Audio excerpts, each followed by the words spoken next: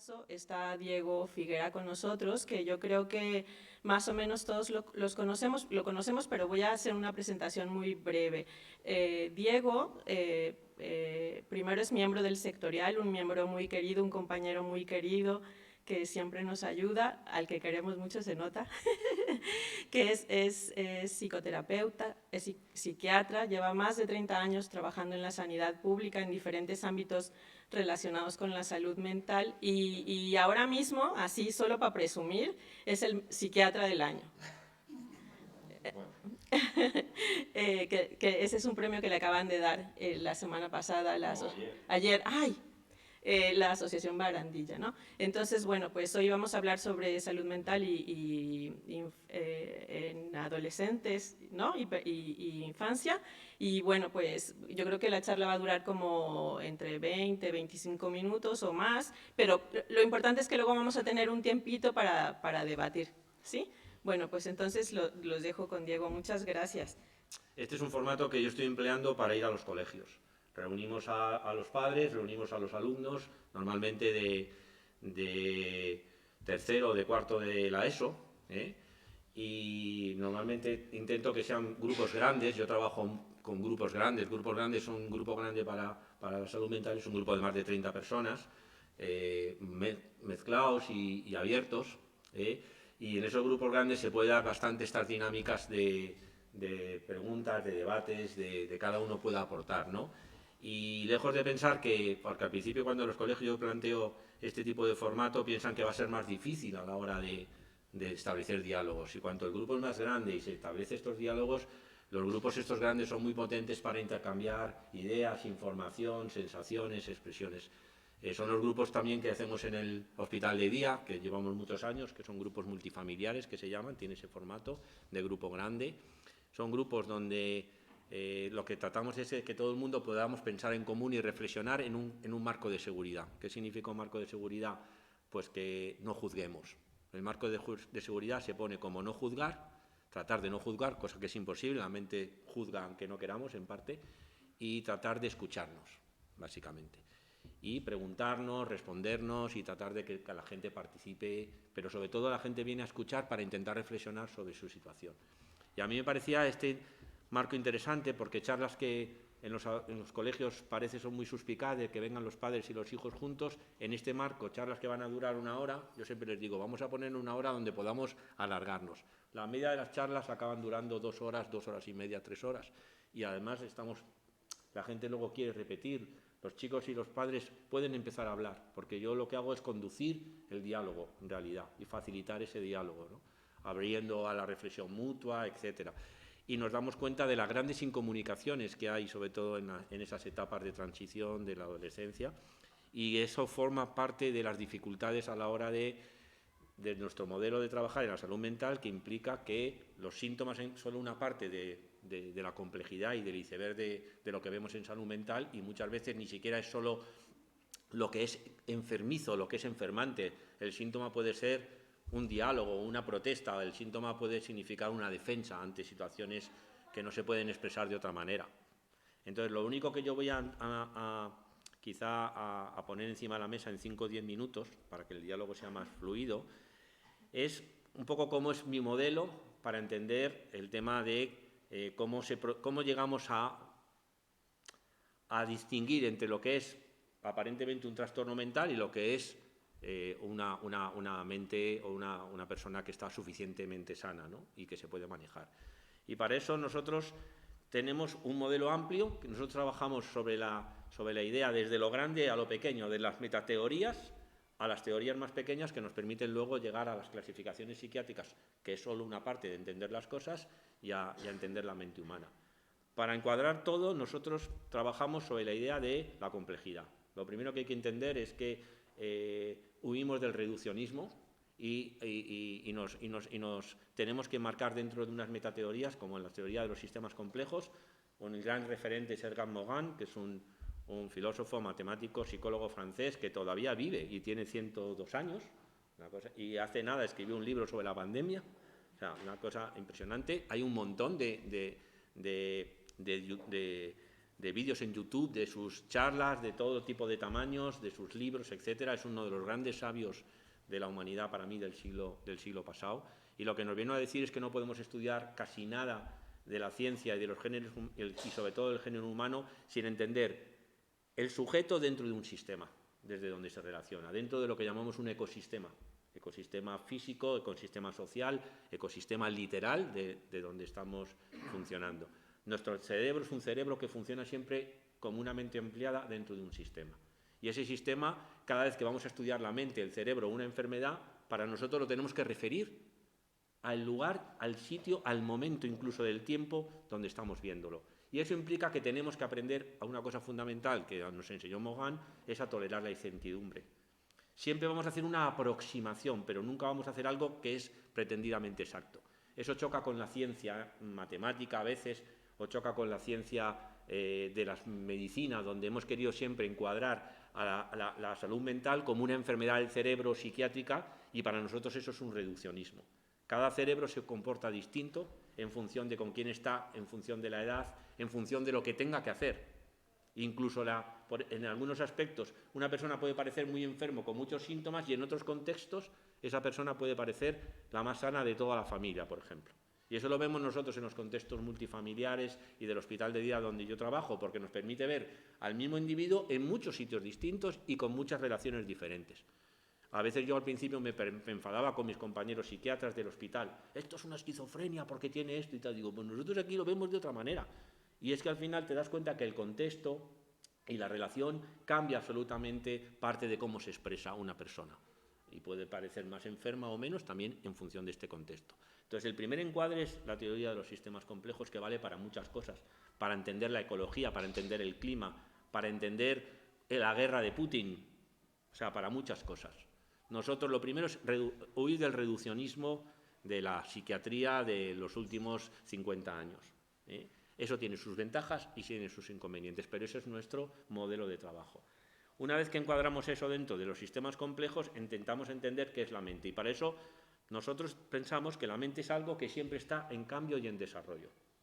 Y el cerebro es solo una parte de la mente, la que está aquí, y en parte todo el cuerpo, porque el cuerpo y el cerebro es un órgano que nos permite procesar una información que viene de dentro y una información que viene de fuera continuamente. O sea, el cerebro es una máquina procesadora de información que se mueve para entenderlo como estos sistemas complejos. ¿Cuál es la base del desarrollo de la mente? Vamos a tener básicamente una base sobre el cerebro, y el ser humano viene de una expresión de unos genes que nos hacen ser humanos. Eso nosotros a nivel de la salud mental y de la personalidad le vamos a llamar la parte del temperamento, para resumir. El temperamento es parte de lo heredable cuando, por ejemplo, pensamos que no todos los hijos que tenemos son iguales casi al nacer. Por supuesto que ya vienen con un parte de un procesamiento de información intraútero que también influye, pero para reducir vamos a tener en una pata y vamos a entender que hay una parte como temperamental más biológica donde la heredabilidad tiene un cierto componente importante, pero incluso esa parte del temperamento vamos a ver que va a ser cambiable, la impulsividad, la curiosidad, etcétera, por lo que le pase a ese cerebro y a esa persona mientras va creciendo. Y hoy en día se junta la parte biológica a través de la epigenética, que es parte de las ciencias que estudian cómo hay unos genes que condicionan otros genes más de rasgo. Epigenéticamente, un señor, por mucho que le pongas al sol, le des bien de comer y tal, no va a crecer 50 centímetros más de lo que está marcado en partes de genes. Epigenéticamente, la inteligencia tiene también un margen de cuando hacemos un coeficiente intelectual. Pero epigenéticamente cambiamos muchísimo de carácter y podemos ser, por ejemplo, nosotros lo hemos trabajado con los niños soldados que veíamos en Perú, cuando yo iba a supervisar cosas del desarme de las FARC y tal, como los niños que habían sido criados en cautividad para ser una especie de máquinas de matar, eran indistinguibles de los psicópatas biológicos. Y muchos de ellos sabíamos de dónde habían venido a nivel de sus procesos de que habían sido secuestrados o que las mamás habían sido criadas con los niños en cautividad. Eso lo sabe muy bien José Luis Pedreira, todo este tipo de cosas, luego lo debatiremos. Pero no había casi distinción entre un niño como más biológicamente determinado, con una cierta psicopatía más de origen como más biológico, a los niños que habían sido educados, por ejemplo, en la impulsividad, en tratar de inhibir la empatía con el otro, etc. Es decir, esa es la parte del temperamento. El siguiente, digamos, base de la vulnerabilidad, tanto para ser una persona sana como una persona con problemas de salud mental, es la crianza. La crianza es el primer lugar donde ese cerebro y esa persona se va desarrollando. Yo soy especialista en teoría del apego, que es teoría de la crianza. De hecho, llevo muchos años estudiando eso y en estos últimos años he sido presidente de la Asociación Internacional del Apego, la International Attachment Network, de la sección iberoamericana y luego ahora de la española. Y hemos estudiado todo esto desde el punto de vista científico. ¿A través de qué? A través de estudios longitudinales del desarrollo. Estudiar niños. Antes incluso de que han nacido los padres, les estudiamos a los padres qué esqueman de cómo van a ser sus niños antes de nacer y les hacemos un seguimiento, como el estudio Minnesota, que llevan más de 40 años, y podemos ir viendo lo que ha pasado. Ya no es solo reconstruir cómo hemos sido a través de, como hacía Freud, tumbado en un diván, o como podemos hacer de cuénteme su vida, porque eso siempre tiene un sesgo, sino que los hemos ido siguiendo en todas sus vicisitudes, culturales, cerebrales, de las enfermedades, etc. Y hemos podido predecir que parte de cómo son el proyecto de hijos que tienen los padres va a haber una transmisión transgeneracional, pero que no es literalmente genética, sino a través del estilo de crianza. Y hoy sabemos que los estilos de crianza condicionan nuestra infancia y nuestra adolescencia de una manera muy potente. Primero, porque condicionan la epigenética, cómo se expresa. Y segundo, porque en el ambiente relacional aprendemos a ser en función de cómo nos han enseñado, porque el cerebro fundamentalmente es un espejo de la realidad de fuera. Entonces, incluso a nivel de los hallazgos de las neurociencias, hoy sabemos que tenemos neuronas espejo que imitan permanentemente lo que pasa afuera y que tenemos una especial intención de imitar las personas que nos son de referencia. Primero, la especie humana con respecto a un cervatillo y segundo, nuestras personas de crianza, porque son las que desde el principio se nos han puesto cercas para ese tipo de relación. Básicamente, los estudios de crianza lo que nos dicen es que más o menos el 70% de la población, entre el 70 y el 60, en todas las culturas que se han hecho estudios de apego con base científica, tienen lo que se llama una crianza segura. Esa crianza segura, digamos, protege contra la adversidad, protege contra el estrés y atenúa parte de los rasgos que podemos incluso heredar genéticamente para padecer una enfermedad mental. Imaginaros un trastorno bipolar o la esquizofrenia, que son las enfermedades mentales como más base biológica de todas las que podemos plantear. Si tenemos una crianza segura, que es que ese grupo de personas nos ayudan a tener una autorregulación de nuestras emociones y una autocapacidad de controlarnos y de tener una autonomía suficientemente buena a partir de la adolescencia, vamos a estar en parte protegidos contra la adversidad y decimos que somos personas más resistentes. Pero si caemos en el 30% de la población que tienen apegos inseguros, que se llaman, es que nos enseñan de manera inadecuada a poder luego funcionar fuera de nuestro núcleo familiar, tenemos una vulnerabilidad añadida para tener más probabilidades de que luego, a partir de la infancia y luego de la adolescencia, tengamos lo que llamamos los médicos y los psiquiatras, los psicólogos, un trastorno mental. De hecho, aproximadamente el 80% de las personas que luego les estudiamos en su totalidad con enfermedades mentales diagnosticadas han tenido problemas de crianza. Unos más graves, otros menos graves.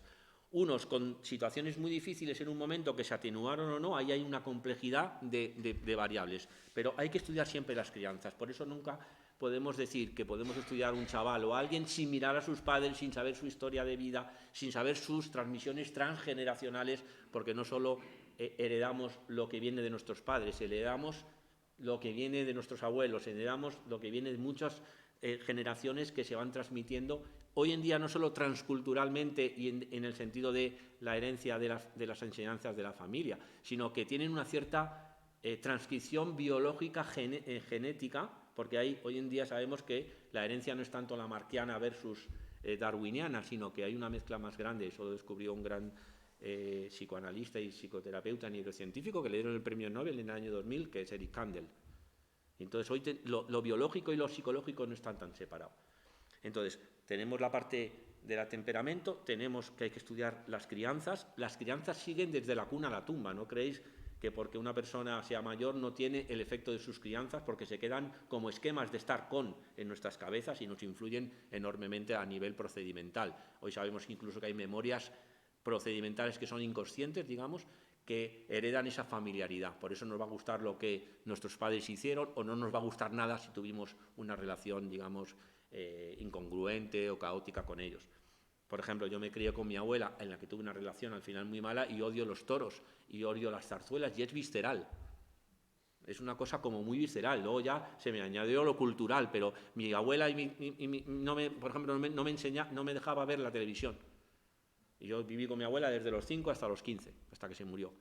Pero la única cosa que yo me podía quedar, y que así era obligatorio de ver en la televisión con mi abuela, a partir de las 9 de la noche, eran los toros y las zarzuelas. Y ahí estaba yo tragándome cosas que ella disfrutaba, y como yo la tenía manía en parte, pues se me atragantó, por poneros un ejemplo. Y eso, cada uno de nosotros tendremos ejemplos. Crianzas, por un lado. El siguiente base de la pirámide, que siempre está por debajo de la línea de flotación, en el sentido de lo que no se ve y lo que nos hace nuestra manera de ser, nuestra personalidad en la adolescencia, son los traumas. La vida tiene muchos traumas para el ser humano, mucho más de los que creemos. A veces hay traumas muy potentes, una muerte de un padre en unas edades críticas, unos abusos sexuales, una violencia física, pero hay muchos traumas de negligencia de cuidados, que les llamamos nosotros, que inciden en esas crianzas, pero que le añaden un plus. Casi todas las personas que tienen enfermedad mental grave en la adolescencia y no digamos en la infancia, casi siempre tienen lo que llamamos adversidad temprana, y hay que explorarla porque queda a veces tapada, porque muchas de las adversidades tempranas se ocurren por debajo de los 5 años, no nos vamos a acordar nunca de ellas. Es muy difícil, salvo que alguien nos la cuente, con algunas técnicas MDR pueden salir algunos recuerdos, pero en general la memoria por debajo de los 5 años, y no digamos de los 3, de esas cosas que son cosas emocionales y tal, están para olvidarse, entre comillas. Y sobre ella vamos construyendo parte de nuestra personalidad. Pero nosotros, por ejemplo, ahora cada vez que viene algún chico o chica al hospital de día con 17, 18 años, siempre exploramos la adversidad temprana y casi siempre encontramos cosas. ¿Cómo ahora las podemos explorar bien? Porque trabajamos mucho con las familias, tratamos de no culpabilizarlas y que nos cuenten abusos, historias, siempre que hay ahí abuso sexual, físico y sobre todo negligencia de cuidados. Eso condiciona un tercer apego, que es el más tóxico de todos, que es el estilo de apego desorganizado, que representa aproximadamente entre el 5 y el 10% de la población adulta. Curiosamente, coincide con el tanto por ciento de población a partir de la adolescencia que va a ser diagnosticada de una enfermedad mental grave en algún momento de su vida. Estamos hablando de enfermedad mental grave que deja secuelas de cronicidad si no la tratáis bien, que deja secuelas de funcionalidad sobre todo, como que no estás tan preparado para hacerte cargo de toda la complejidad de una vida de adultos cuando tenemos que salir a buscarnos la vida, por mucho de que nos facilite. Entonces tenemos ahí el trauma. El siguiente punto importante que influye en todo esto es los factores que llamamos los determinantes sociales de la salud mental, que están muy mezclados con los determinantes culturales. Y eso, digamos, que como que lo infiltra todo, tanto las crianzas, etc. Richard Benthal, uno de los grandes psicólogos que estudió la esquizofrenia, que ha venido a Ponzano y tenemos una relación con él, descubrió, y hace tiempo que publicó, fue el primer psicólogo que publicó en Science y en Esquizofrenia Bulletin, son revistas con mucho prestigio, poco reservadas a que puedan publicar psicólogos y sobre todo psicólogos clínicos que no están adscritos a otro tipo de intereses, digamos, por decirlo suave.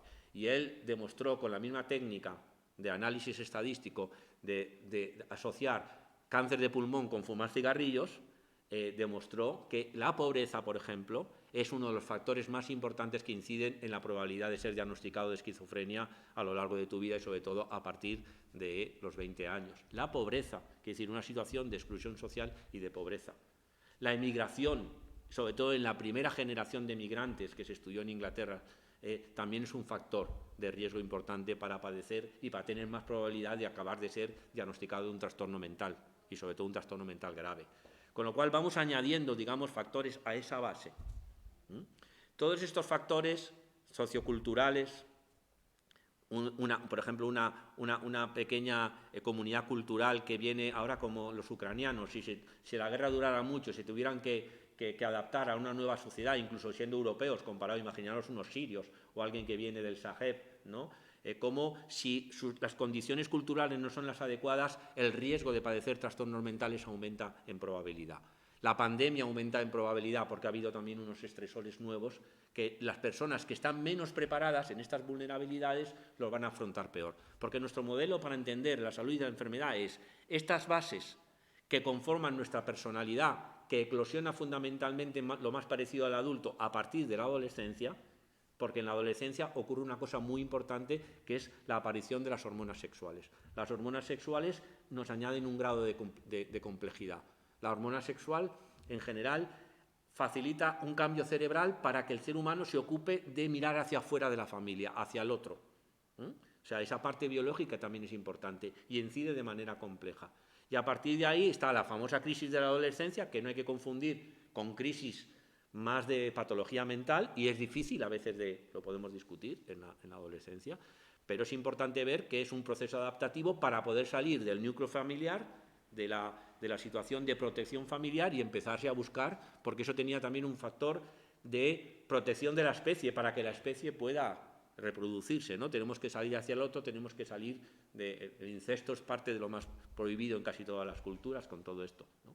Entonces, en la adolescencia eclosiona una personalidad que tiene factores complejos y que se puede estudiar de muchas maneras y no lo vamos a decir. Pero en realidad en la adolescencia, en esa transición, aparecen nuevos peligros para torcer todo esto, que es las drogas, que es un factor muy importante de vulnerabilidad. Un consumo de drogas de manera mantenido cambia la bioquímica cerebral, pero cambia también la manera en que nos relacionamos con los pares, con los otros, los chavales. Las drogas es un tema importante. Y el otro factor importante son el choque del chaval en la escuela, todo lo que implica los apegos que llamamos apegos de reciprocidad, apegos de tus compañeros de clase, que en un momento dado acaban siendo los apegos, la transición de los apegos adultos. Y ahí a veces se reproducen parte de lo que venimos, que nos han enseñado en nuestra familia y en nuestro núcleo familiar, que no solo es papá y mamá, normalmente es un núcleo familiar. Para el apego lo más importante es 4 o 5 personas que tienen luego, ya veremos, digamos, influencia jerárquica en nuestra vida y en función también de lo que vamos a hacer. Función paterna, función materna, función de límites y los otros sistemas motivacionales. Pero en la adolescencia, los otros sistemas motivacionales, el sexual, el de competencia, el de rango social, entran en juego y funcionan en nuestra mente para dar una respuesta adaptativa o no tan adaptativa. Y a partir de ahí pueden aparecer los problemas de salud mental que los psiquiatras y psicólogos sencillamente por un convenio vamos a clasificar de una manera y de otra. Y las clasificaciones van cambiando. Os voy a decir una clave. En el 1908 yo tengo un hijo que es homosexual, que es gay, y vive una vida con su pareja ahora normal y corriente en Barcelona, tiene su trabajo. Pero es que en el 1980, antes de 1980, le hubieran diagnosticado una enfermedad mental. Y hubo un convenio que se decidió que a partir de ahí que eso no era enfermedad mental. Algunos siguen pensando, como Vox, que eso es enfermedad mental y hay que hacer terapias de conversión. Mucha gente de Vox. Pero nosotros pensamos que no. Entonces, eso le cambió el paradigma a mi chico. De hecho, le digo, mi chico viaja mucho porque es diseñador. Cuando vayas a Rusia, cuando vayas, ten cuidado, porque ahí darte un beso o ir de la mano te puedes meter en la cárcel o te puedes meter en un lío. Estuvo en Irán y le pasó lo mismo. Ojo con lo que hay. Por eso el sistema cultural y de todo, para esos sitios, los chicos son enfermos y tienen la convicción de que son enfermos y que hay que curarles. Y aquí hace mucho que decidimos que eso no era una enfermedad. Para que veáis, la línea es una línea muy intersubjetiva, muy poco clara. Entonces, a partir de esa adolescencia, con todos estos marcos de lo que pasa también en el colegio, el bullying, la aceptación, tus amigos y tus pares, tú vas conformando la posibilidad de tener una adaptación para salir a la vida adulta dentro de un sistema cultural. Y entonces, lo que viene de dentro es lo que llamamos lo que está por debajo del iceberg y conforma nuestra manera de estar en el mundo, que siempre es cambiante. Pero luego va a haber siempre una interinfluencia entre el mundo familiar, que siempre va a estar ahí, el mundo familiar que tenemos en la cabeza como esquemas de relación, y el mundo familiar real que está ahí cercano. El mundo familiar yo le llamo a la familia, los amigos, las parejas, etc. Y el mundo social que te está todo el rato también influyendo. Entonces, todo eso crea un modelo que nosotros vamos a llamar el modelo de la vulnerabilidad y estrés. El modelo de la vulnerabilidad es lo que traemos y vamos, todo el tejido este que hemos ido creando, el andamio para poder funcionar. Y el estrés es a lo que nos tenemos que enfrentar día a día. Y eso tiene técnicas para saberlo enfrentar mejor o peor. ¿Y cuál va a ser la patología? Pues si hay mucho estrés y tenemos poca vulnerabilidad, tenemos más margen de adaptación al medio. Por ejemplo, gente en la pandemia con un estrés especial ha podido llevarlo bastante bien. Gente que con su estrés normal, su manera de vulnerabilidad le hacía funcionar suficientemente bien, no daba ningún tipo de, digamos, de señales de sufrimiento más allá de lo que podemos manejar. Pero hay gente que con ese estrés se le desbordaba el vaso, que llamamos nosotros el vaso de la vulnerabilidad. Nosotros en Ponzano lo llamamos así. Y empieza a haber síntomas o señales de que las cosas no funcionan bien. Y es porque con nuestra capacidad con nuestra vulnerabilidad y con nuestra capacidad de manejar ese estrés se nos peta. Es como que nosotros hablamos también de que se salta la olla. La olla express funciona bien si el pitorrito funciona, pero si de repente el pitorrito no funciona bien o hay muchísima presión, ¡pa! Eso salta en forma de una crisis, en forma de una necesidad de ayuda. Hoy en día los adolescentes, algunos no estaban bien preparados para el aislamiento, para la pandemia, José Luis sabe mucho de esto, y de repente, ¿qué ha pasado? Que estamos teniendo un aumento enorme, de hasta el 400% de las señales de sufrimiento psíquico y digamos, de dificultad en la adolescencia. Y por eso nos hemos puesto a la alarma de decir aquí qué está pasando, porque la pandemia ha añadido un estrés nuevo en el que no sabemos lidiar, el aislamiento de los jóvenes, bueno, todas las cosas que ya sabemos. Entonces, yo quería haceros ver este panorama porque lo que entendemos por enfermedad o no tiene que ver con dónde pongamos el listón, por un lado, y unos acuerdos que hacemos los sabios, aparentemente, de los psiquiatras y los psicólogos, que luego intentamos difundir en la población general. Y eso ha cambiado a lo largo de la vida y seguirá cambiando continuamente, porque es algo dialéctico y algo fluido. ¿Cómo para nosotros entonces plantear esto? Pues nosotros vamos a plantear que en la punta del iceberg está lo que llamamos las clasificaciones psiquiátricas con sus síntomas. Y ahí los psiquiatras y los psicólogos tenemos unas clasificaciones que os contamos. Y debajo de todo esto está la personalidad incidiendo con el mundo del adentro, con el mundo familiar y con el mundo social y teniendo que lidiar continuamente con todo esto. Y de una manera literalmente compleja. Lo que no se lidia a nivel de capacidad mental, se nos lidia al cuerpo. El cuerpo a veces, cuando tenemos malos recursos de mentalización, nos protesta, en forma de colon irritable, en forma de sarpullidos, en forma de muchas cosas. Y puede aparecer, por ejemplo, trastornos psicosomáticos, etc. Entonces hay que verlo en esta complejidad. En esa interrelación, el diagnóstico de la enfermedad mental solo se reduce aparentemente a esa punta del iceberg. Si esa punta del iceberg lo tratamos ahí como si todo lo demás fuera biológico, como hace la psiquiatría biológica reduccionista, al chico le decimos, tienes un brote psicótico que probablemente esté diagnosticado de esquizofrenia con 19 años. Necesitas esta medicina porque esto es un problema del cerebro. Yo lo he oído decir a mis compañeros. Ayer estaba con Celso Arango y muchos de ellos defienden todavía un modelo demasiado reduccionista, como que es una cojera del cerebro, etcétera, y que hay que dar una medicación y que con eso más o menos te apañas. Pero nosotros no lo vemos así. Los síntomas nos informan de una parte del problema. La personalidad nos informa de otra, las familias y su medio nos informan y vamos como ampliando esta información. Y los que trabajamos en esto y somos honestos, desde mi punto de vista, tenemos que, y esta es parte del debate, asumir esa complejidad. Porque luego a la hora de tratar los problemas tenemos muchas más herramientas. El cerebro y la capacidad de adaptación del ser humano es impresionante. Un cerebro literalmente dañado a nivel biológico por una esquizofrenia y tal, se daba antes mucho más en aislamientos severos, muy graves, de los manicomios y tal. Pero hoy en día, salvo que vengas de orfanatos o historias como muy graves de carencias, los cerebros se atascan funcionalmente, pero no tienen esa parte. Las medicaciones para nosotros entonces tienen una manera de funcionar como una aspirina para un dolor de cabeza, mejor dicho, hoy en día como un paracetamol, porque si no la gente joven no lo entiende. Te duele la cabeza y tienes que mirar detrás qué dolor hay y por qué es. Te puede doler la cabeza por un mal de amores, te puede doler la cabeza por una insolación, te puede doler la cabeza por un tumor en el cerebro, y todos con un paracetamol te baja el dolor. Pero no nos informa de nada más. No nos podemos quedar tan panchos como dar una pastilla y pensar a ver si la vida lo soluciona. Muchos problemas que son más leves, los trastornos psiquiátricos comunes, a veces se solucionan solos, con escucha y con una pastilla y a ver qué pasa.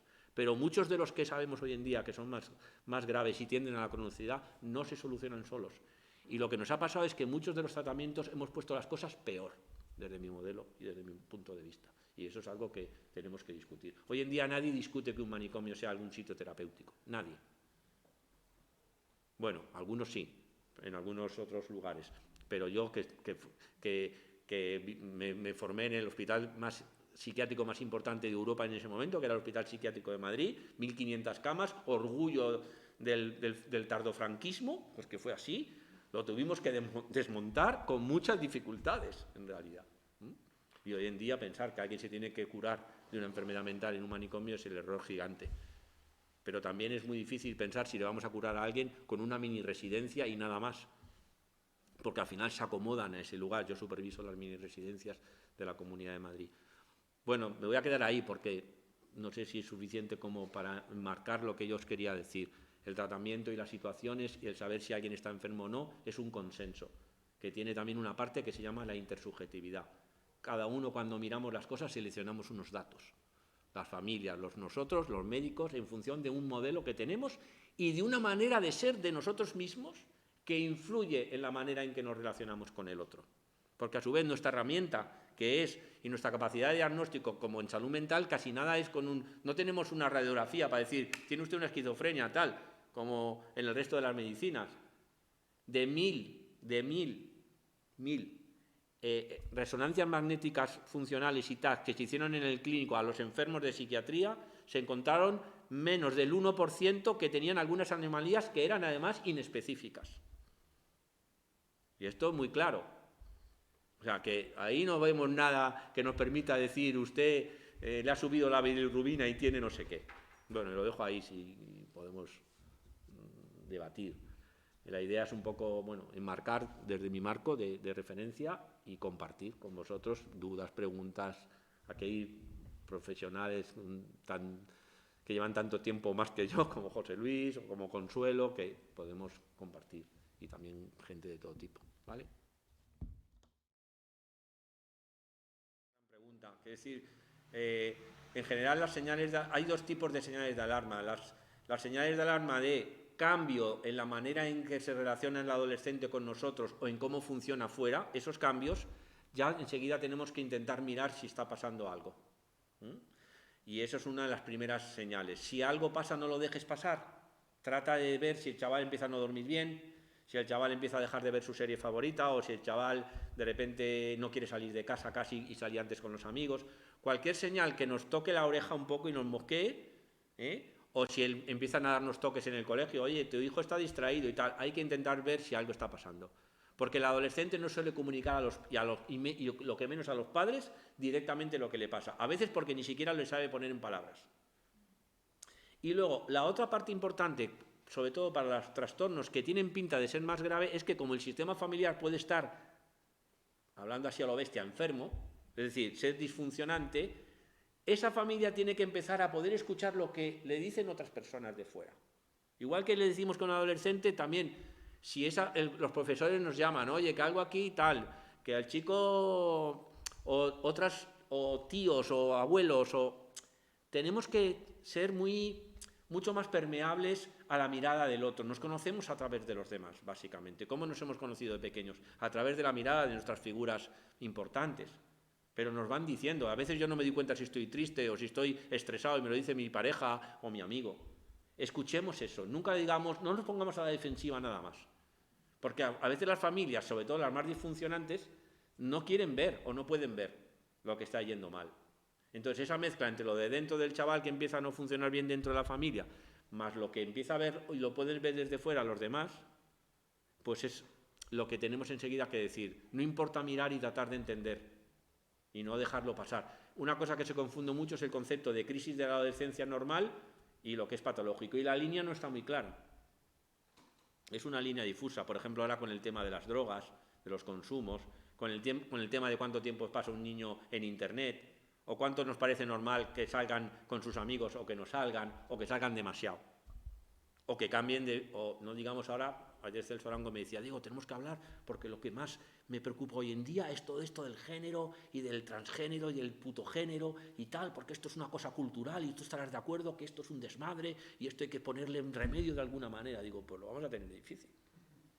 Porque esto a lo mejor ha venido para quedarse durante mucho tiempo en un contexto cultural, donde efectivamente la parte cultural influye enormemente en el género.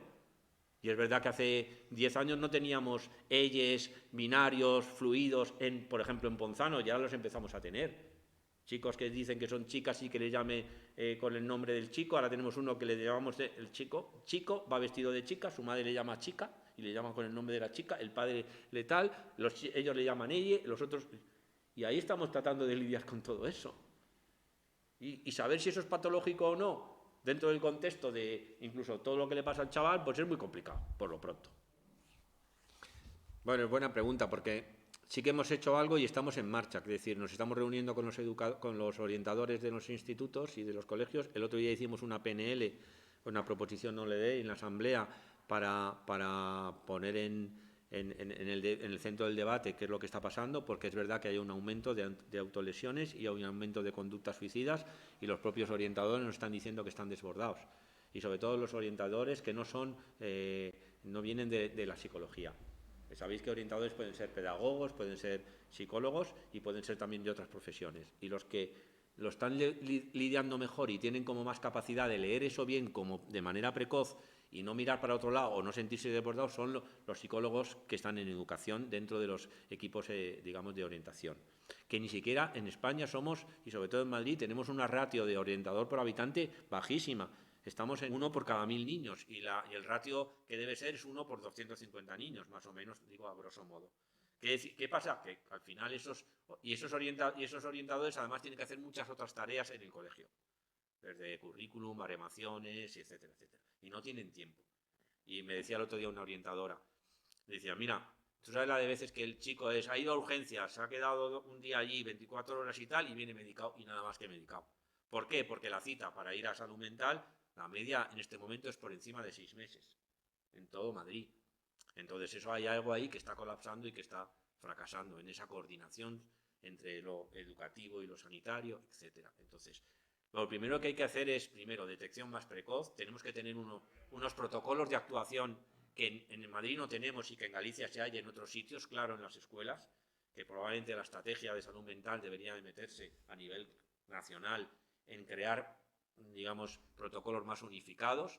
La posibilidad incluso de que de un protocolo pase a un plan, pues puede ser importante, y a partir de ahí tratar de incrementar recursos, tanto para la prevención, que sería trabajar sobre las condiciones de vida y sobre las crianzas, sobre los abandonos prematuros de los chavales en el colegio, como luego a la hora de poder hacer lo que llamamos nosotros una intervención precoz. La diferencia de intervención precoz es enorme. El primer, autolesión. La autolesión siempre nos tiene que hacer ver que suele haber problemas no solo en el colegio, muchas veces suele haber problemas también en las familias, en este tipo de crianzas complejas, que no te dan soluciones de mentalización, sino de externalización, etc.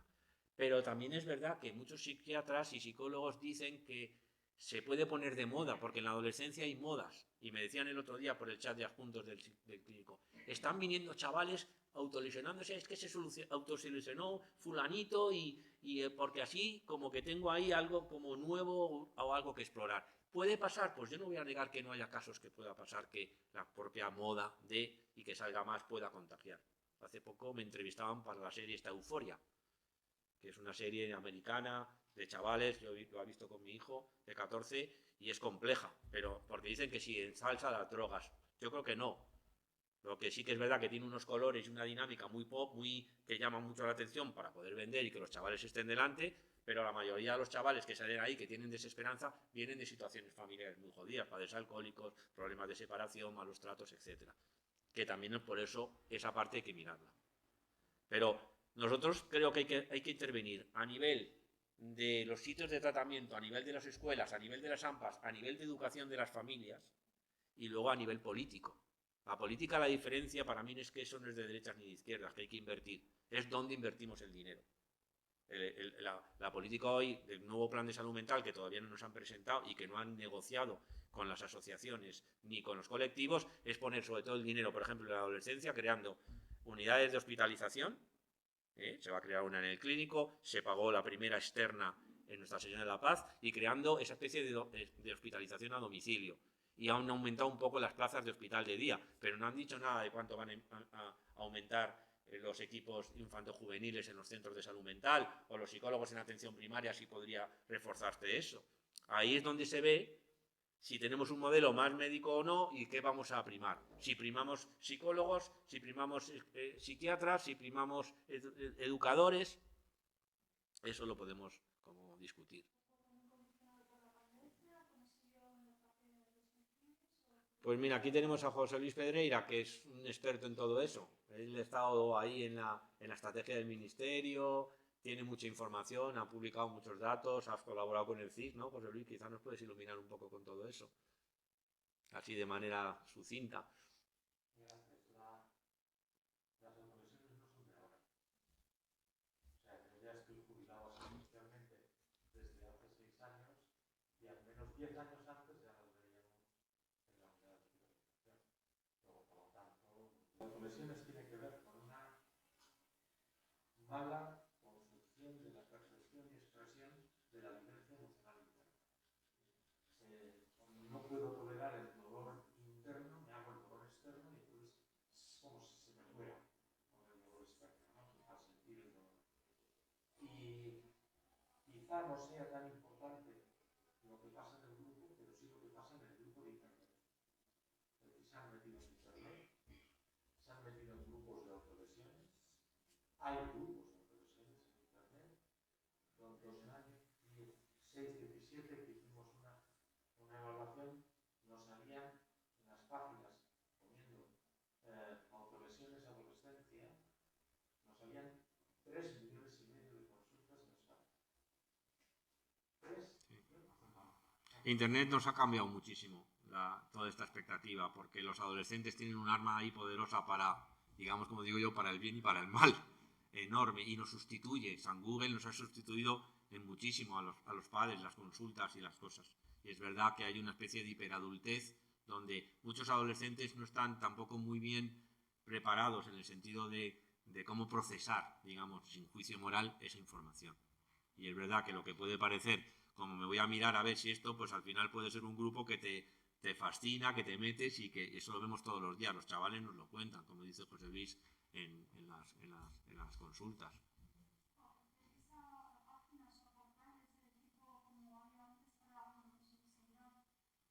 Sí, como en la anorexia. Sí, sí, sí. Sí, sí, sí, sí. No, y claro, ese filtro pues es muy difícil de ponérselo a un adolescente en casa un rato. No lo puede mirar, igual que puede mirar pornografía y aprender una serie de maneras de conductas sexuales que puede ver que es lo normal y que luego le crean problemas por falta de identificación o pensar que es que ellos no lo pueden funcionar, que eso lo estamos viendo también continuamente, ¿no?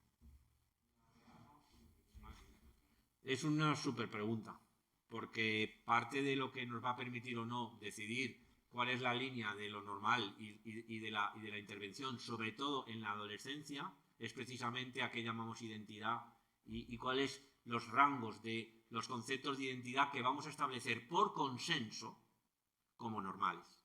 Y eso engancha a la identidad de género, que estamos en un pleno cacao complejo y complicado, que no, en este momento no lo tenemos desde mi punto de vista nada claro. Para nosotros lo que por ahora hacemos es lo que el chico que pueda funcionar en la vida cotidiana más o menos bien con sus pares, ir al colegio, funcionar, tener una idea y tal, y más o menos aunque vaya fluyendo, se diga, pero se es capaz digamos, de clasificarse o de identificarse con algún tipo de identidad y sea más o menos estable, se autorreconozca y funciona, por ahora lo vamos a dar más o menos por bueno y lo vamos a estar explorando y acompañándole, dentro de que las identidades tienen un sesgo cultural para mí muy importante. Pero el concepto de identidad en sí ya tiene caracteres filosóficos, caracteres biológicos y tenemos que mirarlo desde el qué punto de vista. Si tú me preguntas desde el punto de vista psicopatológico y desde el punto de vista del psiquiatra, te diré que el concepto de identidad para nosotros es importante. De hecho, por ejemplo, para diferenciar a un chaval que tenga una patología tan frecuente y tan diagnosticada hoy en día y con tanta repercusión de estigma, pero también de posibilidad de ayuda, como es el trastorno límite de la personalidad, que representa aproximadamente el 60% de los trastornos de la personalidad y en el total de los trastornos globales mentales representa hoy en día entre el 4 y el 5% de los diagnósticos, y es algo que va hacia la cronicidad si no se trata bien en muchos casos. Como la cosa paradigmática para nosotros es la difusión de identidad. Y estamos utilizando directamente esa palabra. ¿Qué es difusión de identidad? Una identidad tan difusa, tan poco asentada en la propia autoconcepto del sí mismo, que a ese chico y a esa chica les causan problemas porque se están disolviendo continuamente en la relación con el otro. No tiene bien los límites del yo. Y el límite del yo, que esto daría para mucho, es parte de nuestra esencia de la psicopatología alemana y cultural europea y americana, luego desde donde construimos lo que es enfermedad o no. Entonces, el concepto de identidad es muy importante. Y con los adolescentes muy importante, porque estamos hablando continuamente de eso. Y ellos los nombran de distintas maneras, pero intentan... O sea, la identidad es en con qué te identificas tú con tu forma de ser, digamos, y te diferencias del otro. Entonces, yo sí que creo que... Pero claro, luego hay culturas y hay orientaciones que te lo pueden llamar de distintas maneras. Pero a nosotros nos interesa mucho el adentro y el afuera, el otro y el nosotros, y tener un cierto grado de identidad, y que yo creo que no podemos confundir en general a la población con unos conceptos que al final, si nos disgregamos demasiado, pues no sabemos de qué hablamos. Una cosa que pasó muy importante en la psiquiatría, en la psicopatología, a partir de los años 30, y que dio lugar a los reduccionismos de las clasificaciones, es que antes era que cada escuela, no solo en cada país, sino en función de cada universidad y cada pensador, tenía una clasificación diferente. Y ahí si te cambiabas de país o si cambiabas de tal, no te podías casi ni aclarar. Sobre si eso era una esquizofrenia, era no sé qué, era un trastorno de la personalidad. Entonces, el intento de una clasificación más internacional fue para intentar ponernos de acuerdo, con lo bueno y lo malo que tiene esto. Y una cosa que hemos discutido mucho, los psiquiatras, los psicólogos y todo, es la identidad. Entonces, bueno, para no enrollarnos, pero yo sí que creo que es importante tener una idea de trabajar con este concepto del sí mismo, de la identidad, del uno con respecto al otro, del sujeto y el otro significativo. Y cómo tenemos identidades en la cabeza por identificación con nuestras figuras de apego, nuestra cultura. Creo que hay que intentar ahí estar muy cerca de la calle, en el sentido de que la gente nos pueda entender. Una de las cosas que yo me he peleado más en salud mental es que mi lenguaje es lo más sencillo posible con el otro para que la gente lo pueda entender. Esta misma charla la damos en Ponzano con los pacientes, con las familias. Si pusiera las 10 diapositivas que había traído por si acaso me las pedíais así y tal, pues estábamos poniendo el vaso y todas estas cosas. Y tenemos en medio la identidad. Eso es muy importante porque en realidad nos invade mucho a los mayores con respecto a los adolescentes y los niños el miedo. Hoy en día tenemos mucho miedo. Hoy tenemos exceso de prurito a preguntar o no preguntar. La privacidad, el ojo a ver si le podemos preguntar sobre una serie de cosas. Y antiguamente era todo lo contrario, ¿no? La puerta abierta para todo, preguntas, no, es que era como... Y antes teníamos más una patología en parte, y estoy reduciendo, de la represión, porque todo era dentro de una norma cultural, social, de ahí nació el psicoanálisis en parte, en ese contexto cultural de la represión, y hoy en día es al contrario. Lo difícil es pensar que alguien se tiene que frustrar o que tú tienes que dar unas ciertas, digamos, pautas en un momento dado si el otro te lo puede escuchar. Pero lo más importante para el adolescente es saber cómo sintonizar. Sintonizar implica, primero, empatizar. Yo puedo intentar ponerme en tus zapatos y leer lo que te pasa a ti, con lo cual tenemos que tener una idea del desarrollo. Yo no me voy a relacionar igual con un bebé, con el hijo del amigo mío, si tiene 5 años, si tiene 5 meses o si tiene 15 años. Tengo que intentar tener una idea de qué mundo vive, cómo es la mente y cómo se relaciona ese chaval para que yo utilice un lenguaje que le resulte familiar, que esto es muy importante. A veces, si no lo sabemos, le preguntamos, ¿cómo me dirijo a ti? Pero literalmente, ¿cómo puedo conseguir? Porque ya nos ponemos en disposición de querer sintonizar contigo, como yo quiero hacer en la charla. ¿Cómo empezamos la charla? ¿Cómo lo hacemos?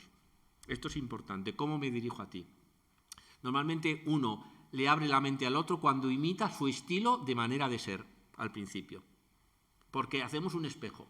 Si alguien es un poco evitativo, le cuesta, nos trata de usted, tratémosle de usted al principio. Si alguien es muy friendly y enseguida se abre, intentemos al principio, aunque nos cueste, hacer eso. Los que tenemos los que podemos tener la capacidad de ser más flexibles, tenemos que imitar la edad, el momento. Cuando yo voy a recibir a un paciente nuevo en la consulta o en el hospital de día, voy vestido mucho más parecido de algo que le resulte familiar. Es extraño que en un hospital de día como el nuestro, un psiquiatra fuera con la bata y con la corbata y con el traje. porque va a haber una disonancia que se lee a nivel de neurona espejo. Entonces, lo más importante es intentar imitar.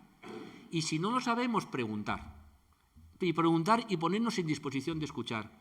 Me interesa lo que me dices, quiero intentar que me cuentes y quiero que me ayudes a poder explorar tu mente. Para eso también nos tenemos que dejar explorar. Esa es la otra parte importante. Esa cosa de el psiquiatra o el psicólogo o el maestro como de pantalla en blanco donde, oiga, no, un respeto es que, no, el chaval tiene que poder preguntar, te tiene que decir, tú exploras si te dejas explorar en gran medida. Y eso tiene un efecto enorme de abrir los canales de comunicación, que es lo que llamamos sincronía y sintonía. Por ejemplo, es muy importante imitar el tono de voz. Si un chaval te habla bajo, háblale bajo al principio. Si un chaval te habla alto, háblale alto. Si un chaval se ríe, trata de ir sonriendo. Que si tenemos que tratar de sintonizar. Y se abre el canal. Eso lo saben fenomenal los vendedores de electrodomésticos. Que en función de cómo viene la señora y tal, pero pone el chip de señora del barrio Salamanca, salamanquesa, como digo yo, de la que viene con el chándal y tal, y ¡pum! En un segundo, ¡chas! Es capaz de ponerte en ese lugar. Y luego, si tú tienes un miedo de preguntar, compartir el miedo. Oye, tengo miedo de molestarte, ¿qué te parece y tal? Eso a la gente le abre que te cagas. Y los chavales sobre todo, porque no están acostumbrados a que un adulto de repente se ponga en ese nivel. Que digo yo, es como ponernos a nivel de los ojos de los niños cuando un bebé viene y nosotros queremos sintonizar con él. Y en el tono de voz. A un niño pequeño, si le hablas con tono grave, se asusta. Y si le pones el tono saltarín y de juego y te pones, se abre y hace una sonrisa. Y ya está abierto el canal. Pues por ahí van los tiros. Eso se puede aprender, por ejemplo, a los residentes les enseñamos. Y se aprende que te cagas. Porque es una especie de como se aprende en el coaching para tal o en estas cosas de vender. Los políticos también lo tienen que saber hacer bien. El político puede saber cómo utiliza el tono, si nos dirigimos mirando a los ojos o, por ejemplo, un chaval que sea más vergonzoso, más evitativo, no le puedes estar todo el rato mirando a los ojos, porque se agobia y se pone a la defensiva. Tienes que dejar que no mire. Esto es muy importante. No te puedes acercar mucho. Tienes que utilizar una parte más cognitiva que emocional, porque esos chicos, en cambio, un friendly, que es, por ejemplo, uno más cercano a lo que se cortan y a todas estas cosas, hay que ser mucho más cercano. Si te pones así, no se interesan. Entonces, bueno, que sí sabemos cómo nos podemos acercar. Y sobre todo, hay que tener la firme convicción de quererte acercar. O sea, que tú dices, yo capto que hay un problema, voy a tratar de conectar. Primera fase, conexión. Y en la conexión tenemos que hacer a veces ensayo-error. Pero tenemos que tener nosotros los adultos la firme ganas de conectar. Y para eso también tenemos que sondear nuestro interés genuino, porque el otro va a leer la mente nuestra, nosotros decimos que de manera procedimental. Hay una cosa que me dicen a mí muchos, dices, joder, hoy me decía esta mañana un chaval allí en Ponzano, dice, joder, ¿cómo se te nota que te gusta esto?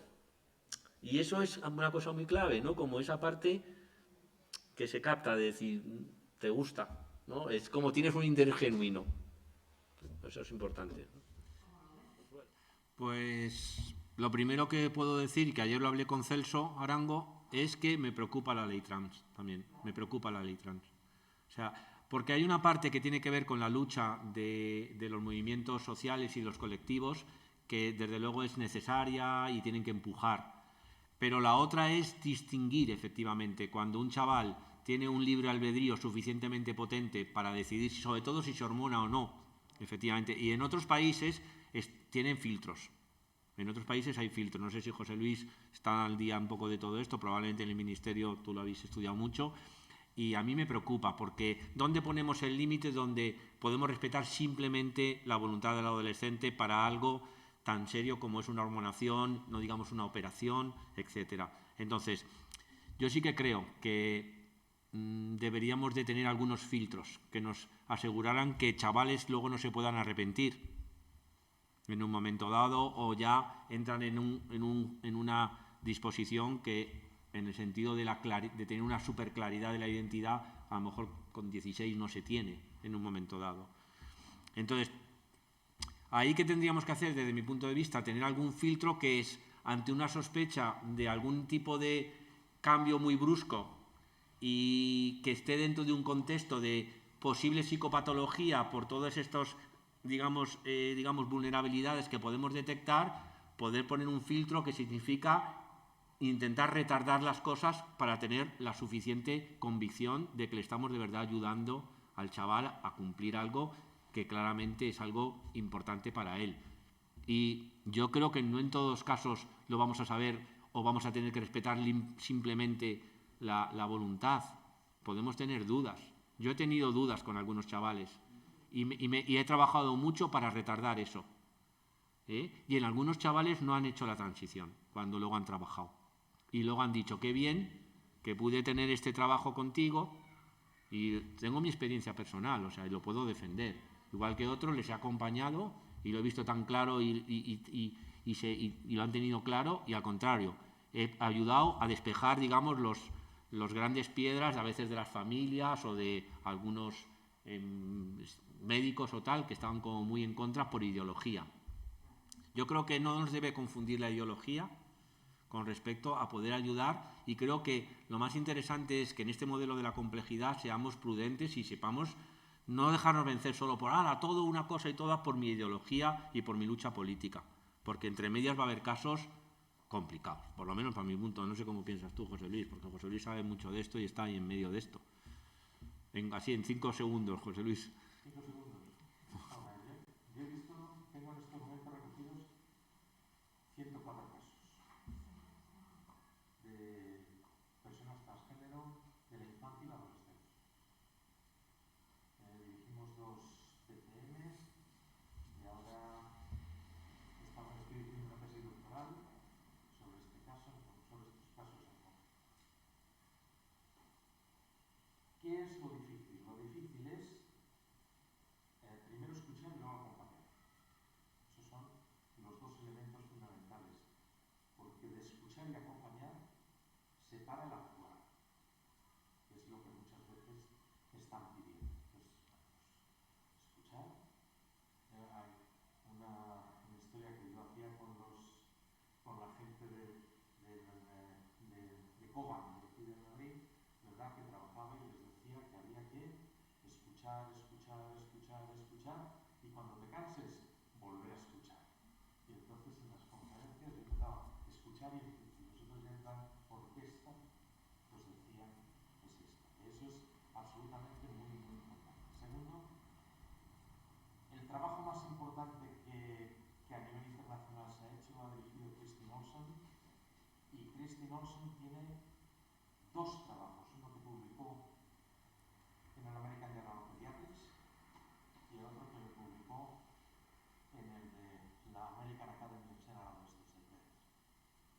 En el primero, lo que planteó fue que cuando se tiene el apoyo razonable por parte de la familia y por parte del sistema educativo y una comprensión clara por parte del sistema sanitario, los niños crecen happy and healthy, independientemente de cómo se desarrolla la situación que crecen felices y saludables y sin ningún nivel de alteración del estado de ánimo. En el que publicó en psiquiatría, se metió con los falsos positivos. Dijo, hay quien presenta que el 70 y el 80% rectifican su identidad de género inicial. Y entonces decía Kristin Olsen, lo que no valoraron fue que habían hecho mal la identificación inicial. O sea que muchas veces no es rectificación, sino mala identificación por parte de los profesionales a la hora de la asignación de lo que se está escuchando. El tercer trabajo lo hizo la OMS. La OMS hizo un multicéntrico internacional a nivel de varias culturas. En concreto lo hizo de México, de Francia, de Líbano, de China, de India y de otro país, no me acuerdo cuál. Y entonces la conclusión fue que los trastornos emocionales, tanto de ansiedad como de depresión, que acontecían en la identidad, en las situaciones de identidad de género, eran provenientes de la presión social y cultural más que de la evolución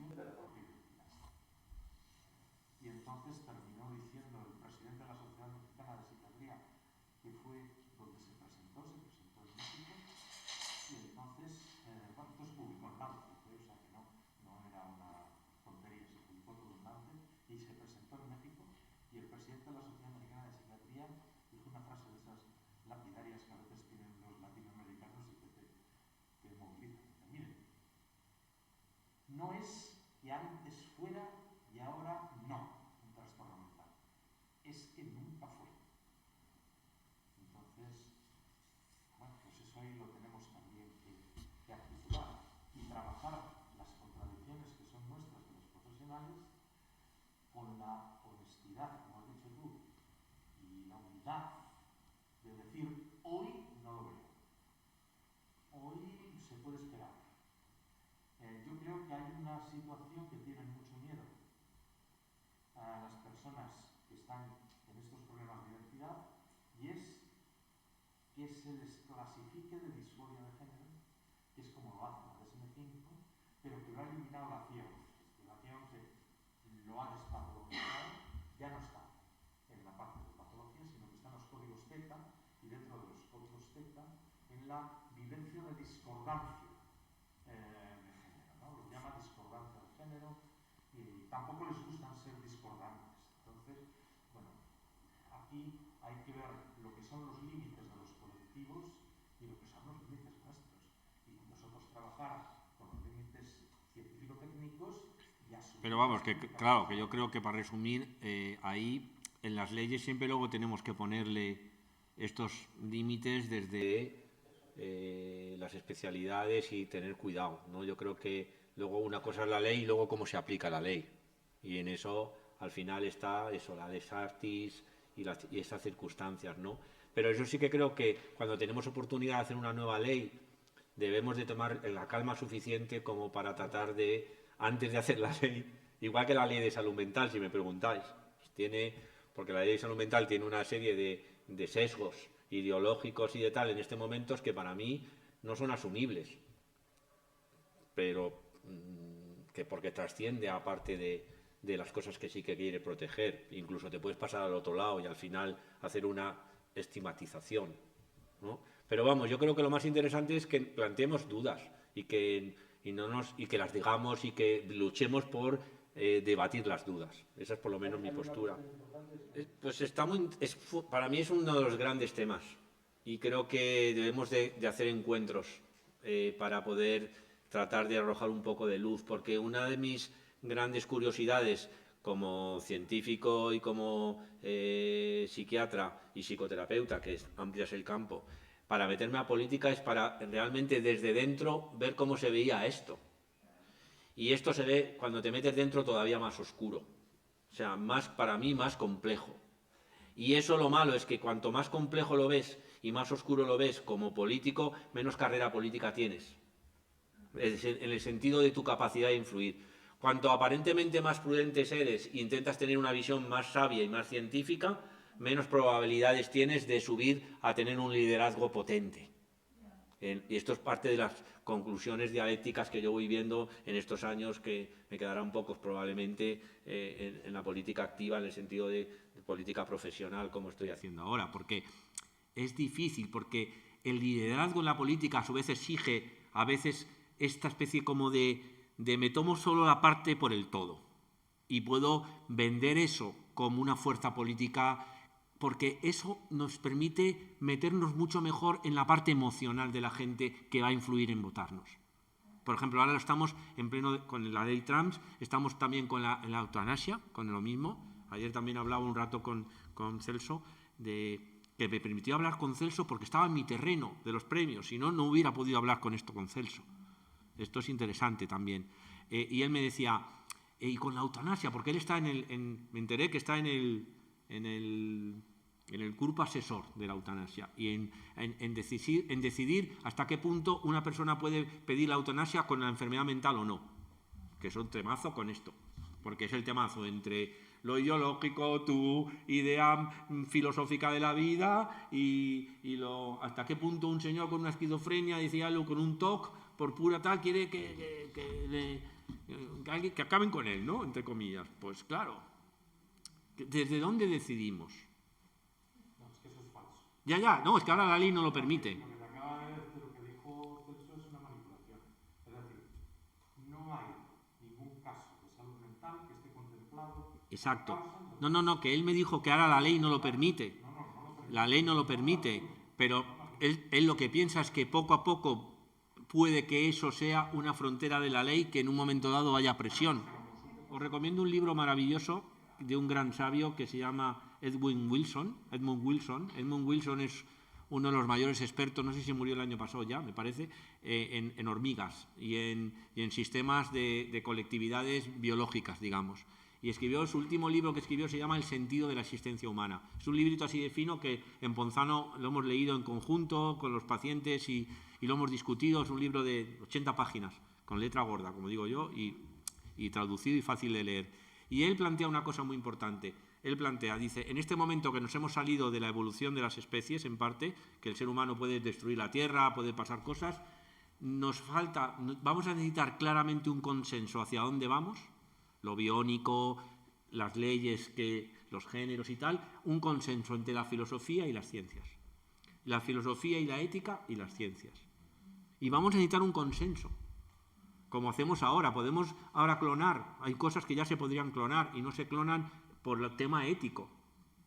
Pero la ciencia nos podría decir que incluso podría servir para algunas cosas positivas, pero también podrían servir para cosas negativas. Entonces yo creo que la política no puede estar ajena a este debate entre lo científico y lo filosófico, porque de alguna manera está en lo ético, está en donde invertimos el dinero poco que tenemos.